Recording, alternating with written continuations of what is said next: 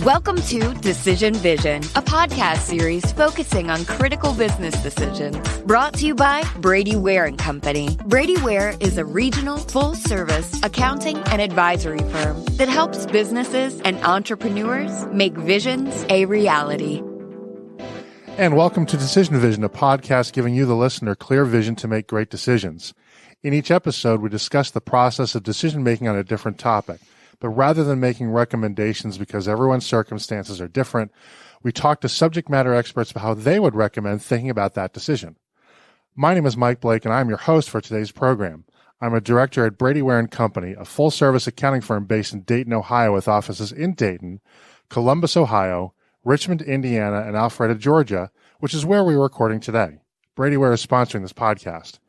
If you like this podcast, please subscribe on your favorite podcast aggregator, and please also consider leaving a review of the podcast as well. So our topic for today is, do I need a succession plan? And I'm intrigued by this topic for a number of reasons. One, as things have sort of worked out, I'm doing a lot of work in the succession planning area and the dynastic wealth or intergenerational wealth preservation area, and developing strategies to execute that, figuring out what works, what doesn't, and helping families build governance around that so that we don't have the issues of the so-called shirt sleeves to shirt sleeves phenomenon, where wealth made in one generation is typically gone by generation 3. And in the podcast that was released in the week before this one, we had Chris Dimitri on talking about establishing a family office, which is one vehicle that is often used to do that. And so this is an area that I like to think that I've learned quite a bit about in the last few years I've been doing this. It's also intriguing because I find it somewhat countercultural. We have, I think, in our society and our economy, a pro-exit bias. And you know, we talk with entrepreneurs, you talk to venture capitalists, you talk to people in business, and the goal is about exiting. How do I get out? How do I jump off the plane? How do I sort of take my chips off the table and retire and have a boat that is so big that when people step on it, it does not move? And that's fine sort of as far as it goes, but I think it does kind of other options and injustice, because there is no law out there that says that the only way to become wealthy and financially self-sufficient, financially independent, and financially impactful is to have an exit. In fact, and maybe this is something I'll do in a podcast later, but there is significant empirical data that suggests that one of the worst things you can do to preserve family wealth over an extended period of time is exit. And the reason for that is twofold. One is because now you're liquid, so it's easier to do dumb things with your wealth because you can now spend it.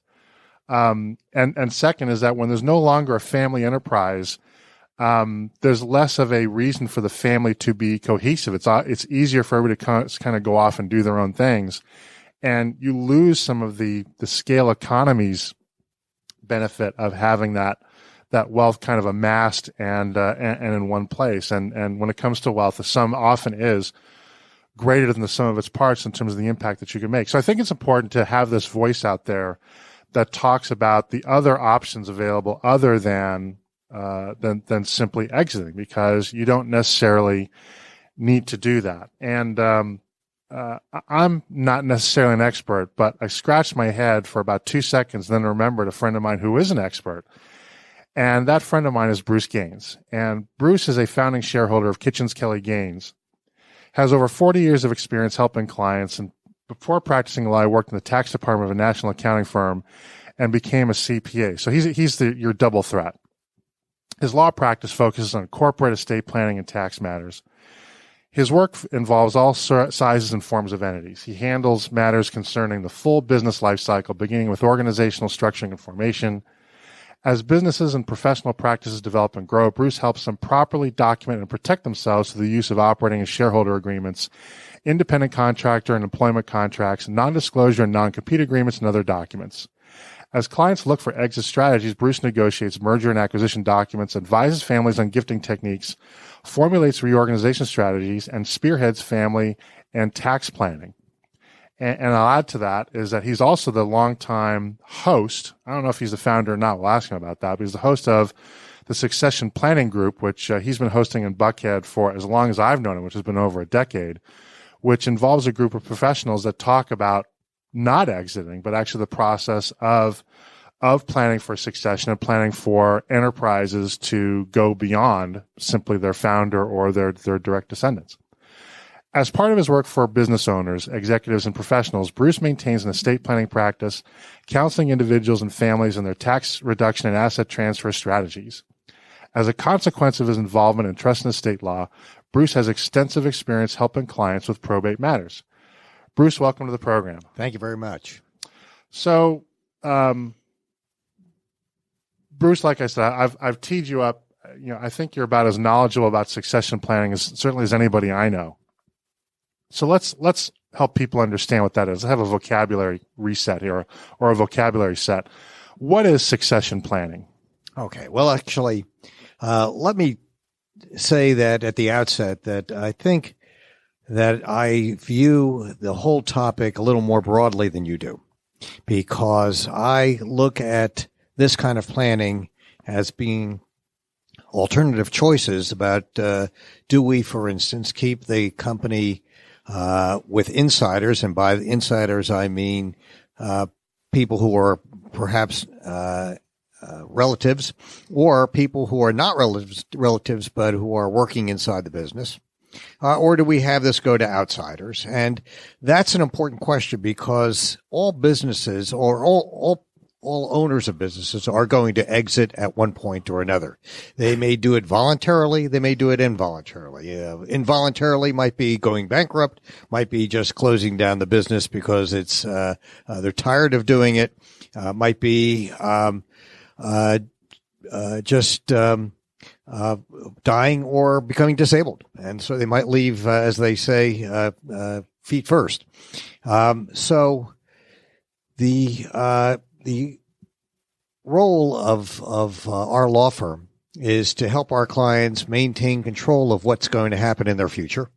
And some of that may involve disposing of the business in a way that's perhaps more favorable to the owner, either because they are happy that they are keeping it within the family or keeping it within the employee group, or because they are going to cash out and sell to a third party.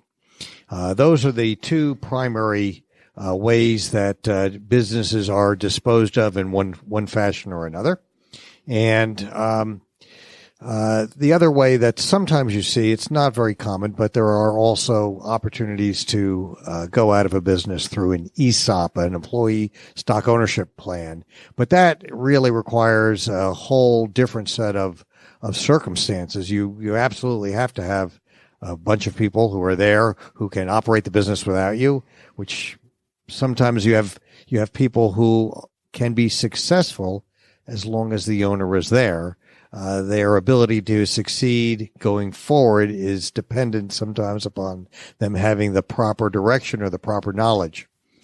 Furthermore, they've got to be able to run the business in a manner where cash flows enough so that the ESOP works. And by the ESOP working, that means that the ESOP is able to pay, normally through a loan, pay for the purchase of the stock of the owner. Okay. Yeah, and that's fair, and certainly, in fact, later today we're recording a podcast on exiting the business through a sale. But I this is my own personal opinion. I do think that the exit by sale is sort of the sexier, higher visibility kind of path, right? Everybody loves a good exit. Nobody ever writes in the Wall Street Journal about a sort of a peaceful transition of a business internally. Right. But it's important, obviously, to sort of have all those options on the table. Yes. I think they all need to be considered together.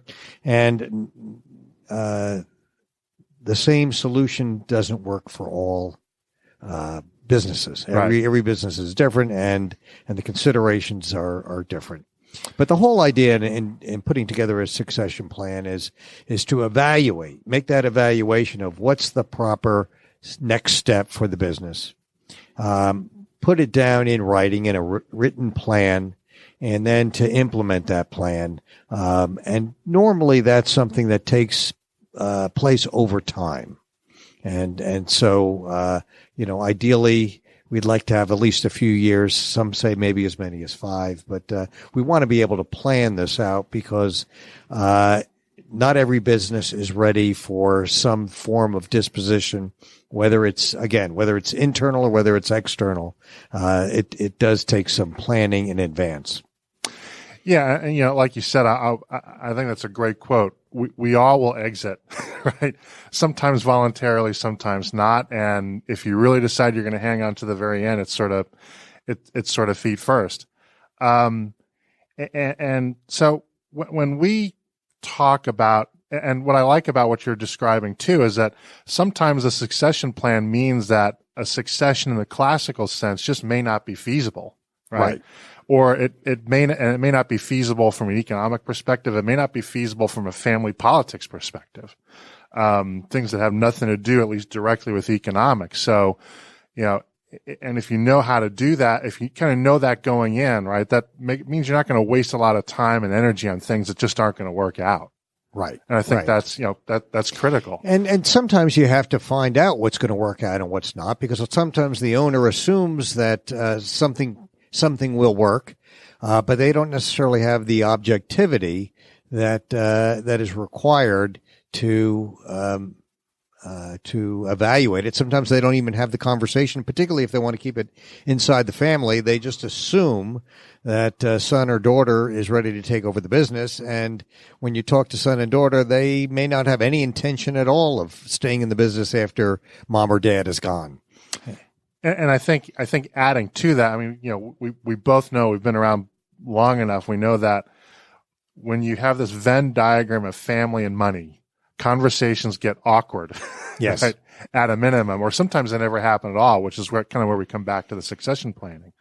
And I'm curious if you agree with my observation. I think for a lot of business owners, succession planning is up there with writing a will and taking out a life insurance policy, because in some respect, you're confronting your mortality.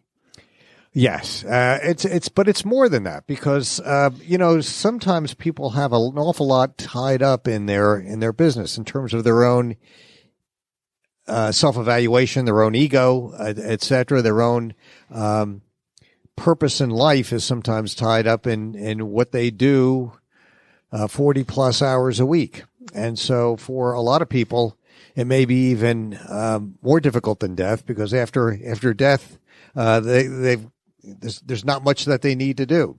But during their lifetime, they got to figure out, okay, how is this going to affect the way I look at myself? How is this going to affect the way other people look at me and treat me? Are they going to ignore me now that I'm no longer the boss? And then they also have to confront, well, what am I going to do now? Am I going to be happy playing golf 7 days a week, or tennis, or whatever else they might do? What are they going to do to find any kind of meaning at all in their existence? Some people have a great deal of difficulty facing that. Just this past week, I was talking to a friend of mine who left an executive position in a major company, and he's not had any problem at all. But I do find that his carefree feeling about what he's doing now is probably less common than the complaint of I left my business, now I'm trying to figure out what it is I want to do with myself. So when a lot of people think about a succession planning, I think a lot of people's minds turn to this notion of managing tax liability, and taxes in a succession can be very important. In fact, one reason between the New York Yankees and the Washington Redskins that the Yankees apparently had very good tax planning, because the Steinbrenners still own the team, right? But when Jack Kent Cooke died, the Washington Redskins did not, and Dan Snyder, and people are going to start booing at their radios now if they're a Redskins fan. But Dan Snyder's owned that team primarily because they couldn't afford to pay the taxes to keep the team, basically. But that's part of it, but it's also more than that, isn't it? Well, yes, the taxes are important, because certainly almost every client wants to minimize state, gift, income taxes, and that's going to be part of the plan. is to consider those aspects of it, because it's going to have a direct impact on what the owner is going to be able to take away from the business. And by the way, that's irrespective of whether it's an inside or outside transfer. You got to think about the taxes either way. But that's not the only goal of entering into the succession planning arena and doing so with both feet and being serious about this as a critical part of the business and the business life cycle. You want to figure out, for instance, for the owner, if they're going to dispose of the company and they might be bought out by a third party or might be bought out by an insider. What is it that they're really going to need in order to retire or move on to the next phase of their life? They also want to think about, and this is why it takes some planning and some advanced preparation. They want to think about what it is they need to do, if anything, to build their business to get to that point where they're going to walk away with enough money to satisfy themselves. They've got to get each element of the business that they can under contract. When I talk about element of the business, I'm talking about having employees who will have agreed contractually to stay on for a particular period of time, to not compete with the company, because a buyer isn't going to want to buy a business and then find out that the sales force just left and created their own competing company. And that's a serious risk.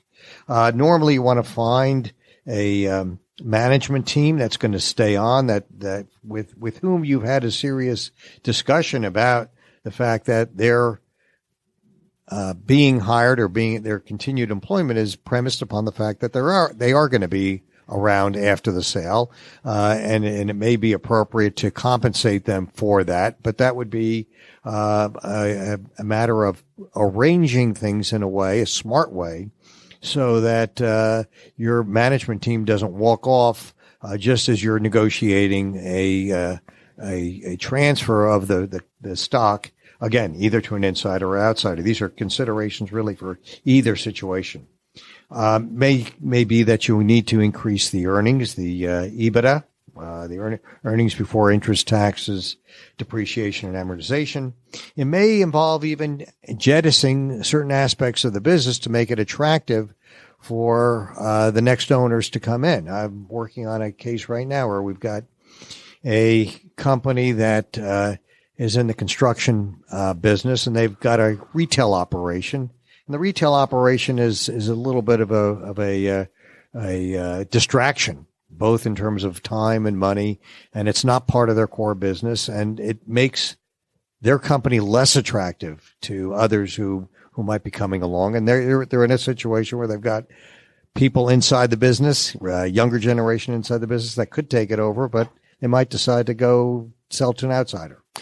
And these things you're talking about, they are so much more expensive to solve when there's a transaction on the table than when there isn't, right? That's right. Because these people are not dumb if you hired correctly, Mm-hmm. and they're going to understand when they have leverage. Yes. Right. And that gets to, looking at things years in advance. It's not just because businesses are aircraft carriers and they just have a very long or wide turning radius. It's also, you can just imagine if you go to an employee and said, you know what, I'd like to sell my business and I've got $20 million offer on the table, but they won't do that deal unless you agree to stay for 2 years, right? Well.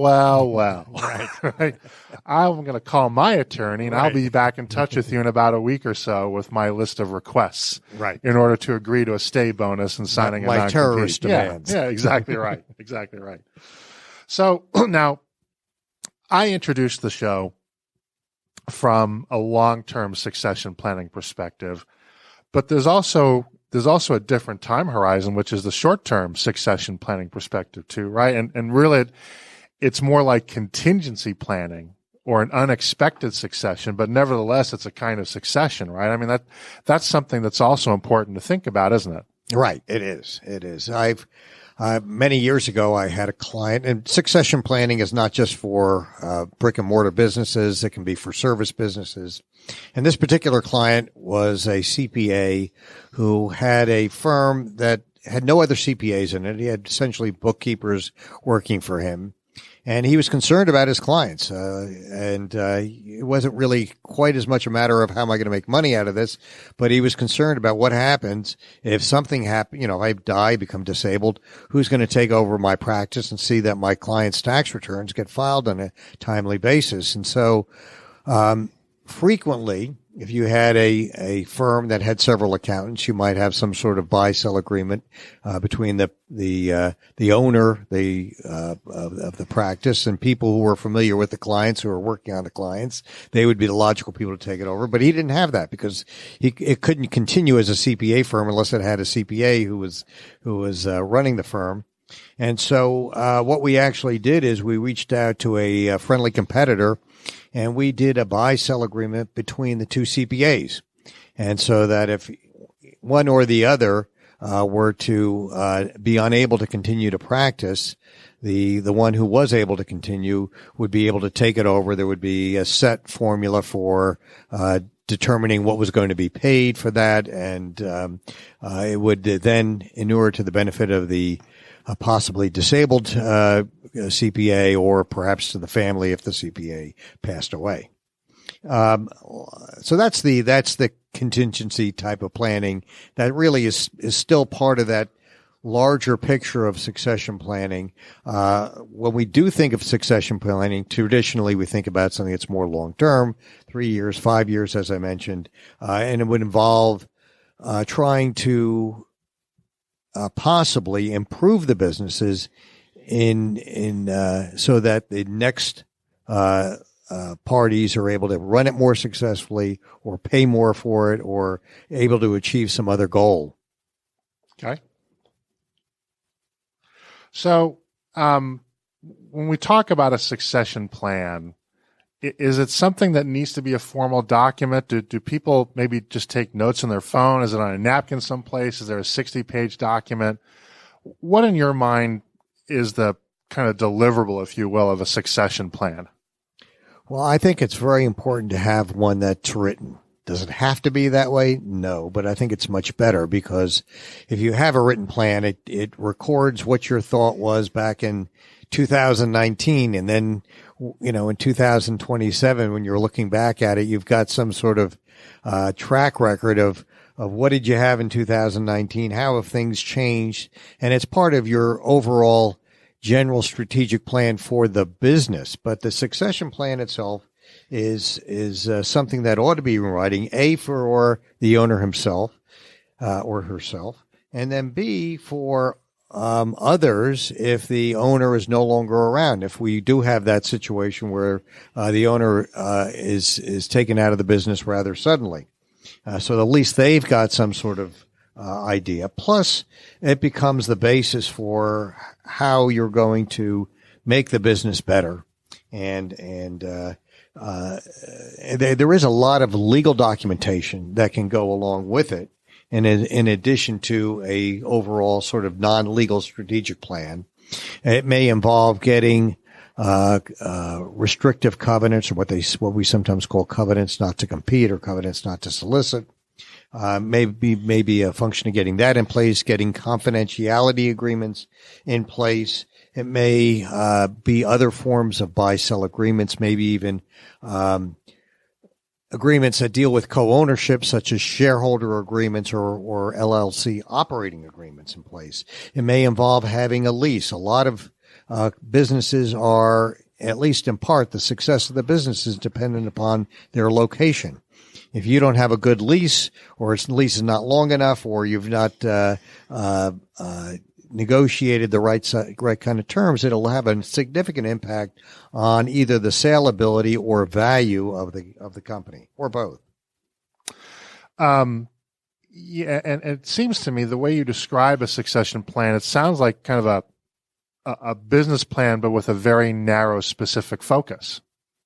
Is that fair? Well, it doesn't have to be a narrow, specific focus. I mean, the plan itself I think, is an integral part of your overall business paperwork in terms of having something that is strategic, something that looks at the various elements in the business, and that has implementatory documents such as the legal agreements to keep management in place. Okay. But so we're talking about legal agreement, but a succession plan itself doesn't necessarily have to be a legally binding agreement, Correct. right? It would refer to those legally binding agreements, and it might have, as I say, the sort of things you would ordinarily find in a strategic plan. It might have, how are we going to improve these earnings before taxes, et cetera, what we call EBITDA, and it might have in there what's going to happen to the business, who are the people who are going to be capable of taking it over, the functions that the owner is performing at the current time, if there are functions that they're performing, who's going to perform those functions.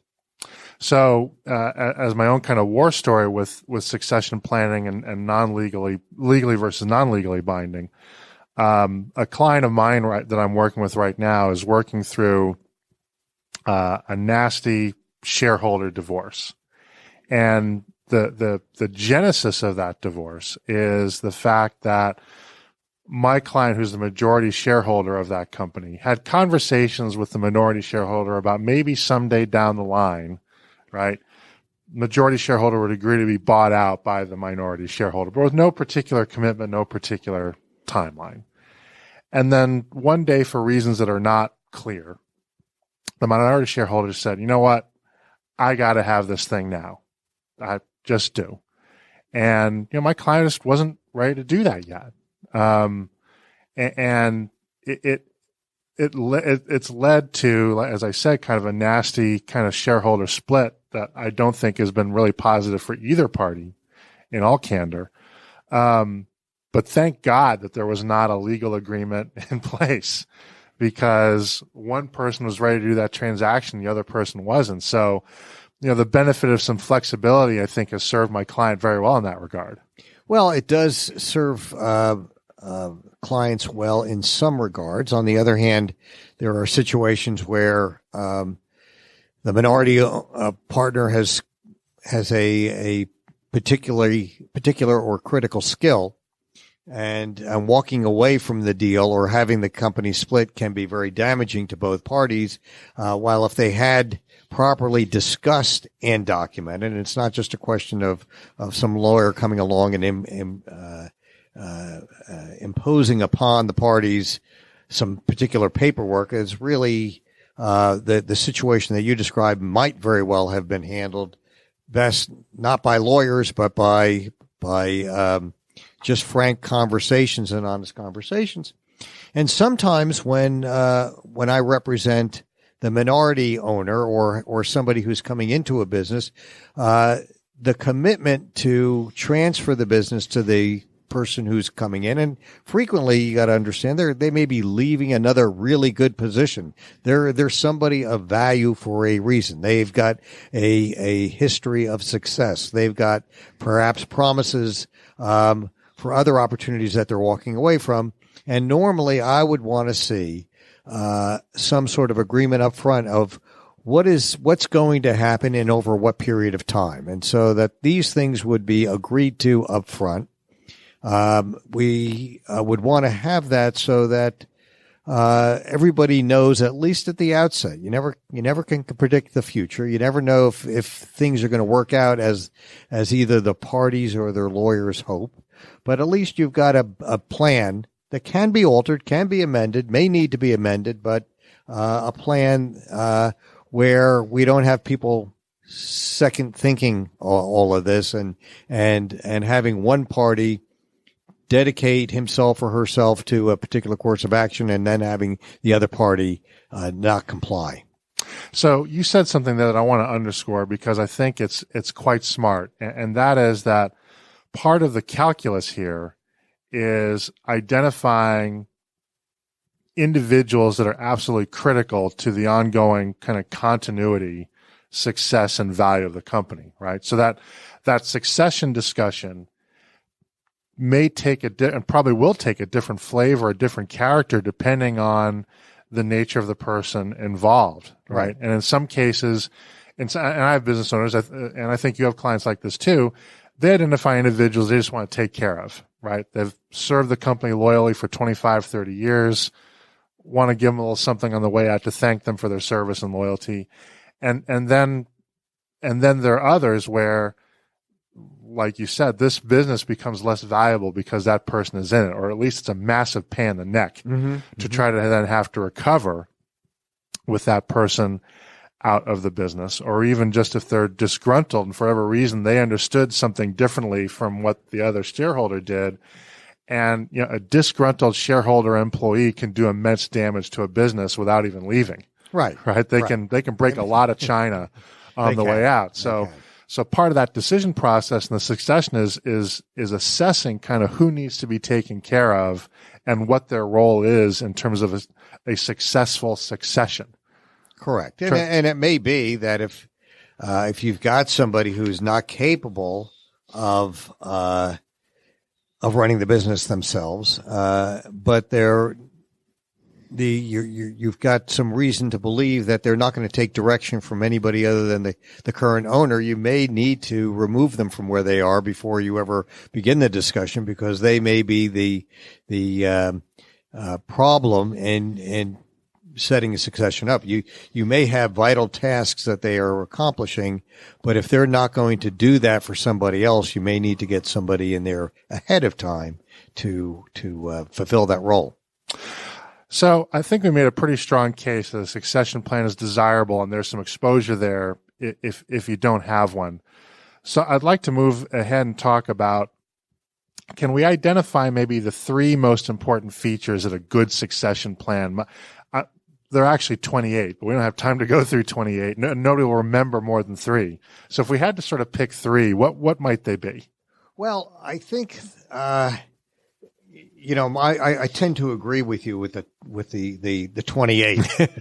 I think the most important thing is to assess the business, because I think the three most important things are going to change depending upon what business you're talking about. And so in some cases, it's going to be driving a higher EBITDA, because that's the only way that the owner is going to be able to get out. In other situations, it may be resolving, and this is particularly the case in family businesses, resolving how are my kids going to get along after I'm out of the picture.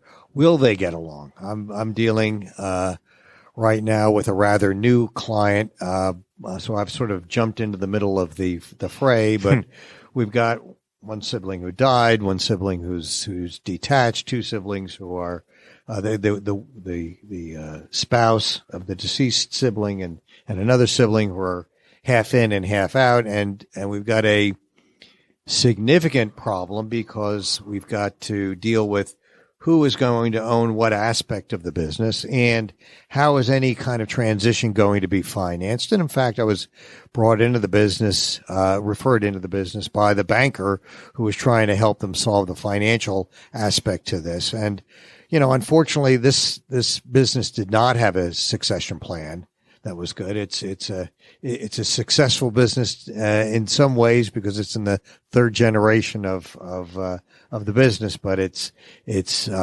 because of the lack of planning, having agreed upon plans for this. There's kind of a mess there right now.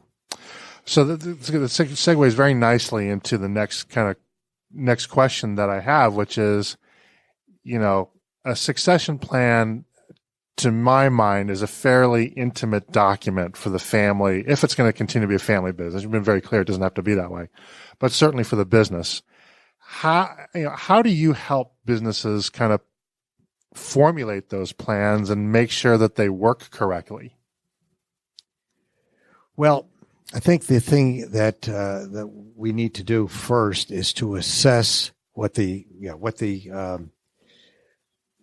objectives really are, and part of that involves figuring out what is it that that needs to be done with this respective business, and then bringing in the proper advisors to help them do that. And there are people who are dedicated, if you will, or hold themselves out as people who do nothing but are succession planning generalists who try to take a holistic view of the company, delve deeply into various aspects. They might be spending significant amounts of time in the business, learning what's going on, getting an independent view of this business, and then making recommendations. Sometimes there are situations where you've got a lack of legal documentation. You may need business lawyers in there. You may need some estate planning lawyers in there. I usually cover both the business and the estate planning because you've got significant tax issues, as you mentioned before. It may involve getting the proper accountants involved. I've got a case right now where the entire accounting is based upon some people whose loyalty to the company is not assured. And so you may need to get the proper accountants in there so that they get their arms around what this business is worth. I'm dealing with another business. As a matter of fact, I was talking to my client on the way over here, and again, a new client. She's allowed a management company to run the business for the last several years, and the management company just has completely fallen down in terms of providing proper accounting and proper records and general ledgers and things like that. So sometimes you just got to get that right person in there. It may involve getting financial planners or insurance agents in there. It may involve getting a business broker if we're going to sell to a third party. It may be that we need to get a business broker in there, or an investment banker if it's a larger business. May need to get a business valuation person involved, because it might very well be that the owner has no idea of what their business is worth, or no accurate idea of what their business is worth. Thank you for that, by the way. Appreciate that. Well, Bruce, we're running out of time, and I know you've got a lot to do, and we yanked you many miles out of town to record this. So, and as you've indicated, there are 28 other things that could be looked at here. If somebody wants to learn more about succession planning and wants to ask you a question about it, maybe they would even like your help, how can they best contact you? Well, I can be called. My office is inside the Atlanta, Georgia perimeter, what we call the Perimeter Highway, just off of 400, Georgia 400. I can be reached by phone at 404-467-7526. That's my direct dial. I can be found on the internet. Our firm can be found at www.kkgpc.com, and KKGPC stands for Kitchens Kelley Gaynes Professional Corporation. So I can be reached by either of those means. All right, very good. Well, that's going to wrap it up for today's program. I'd like to thank Bruce Gaynes so much for joining us and sharing his expertise with us. We'll be exploring a new topic each week, so please tune in so that when you're faced with your next business decision, you have clear vision when making it. If you enjoy these podcasts, please consider leaving a review with your favorite podcast aggregator. It helps people find us so that we can help them. Once again, this is Mike Blake. Our sponsor is Brady Ware & Company, and this has been the Decision Vision Podcast.